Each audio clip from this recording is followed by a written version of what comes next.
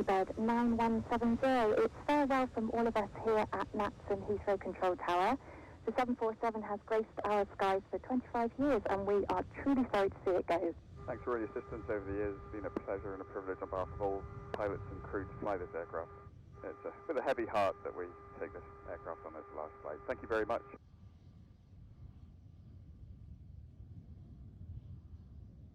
Spacious comfort for every passenger. That is the keynote of BOAC's approach to the 747 cabins.